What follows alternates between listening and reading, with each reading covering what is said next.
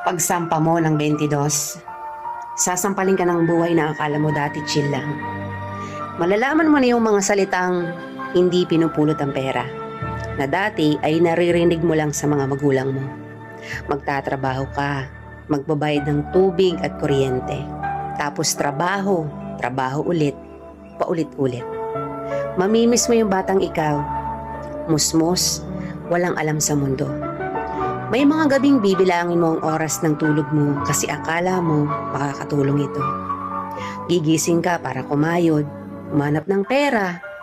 Perang akala mo sapat na. Pero dahil salat ka, wala kang magagawa kung hindi tanggapin ang katotohanang ganito ang buhay. Katotohanang dahil malaki ka na, malaki na rin ang bigat na papasanin mo.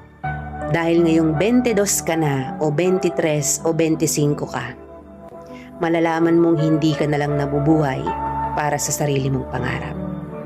Real talk yan.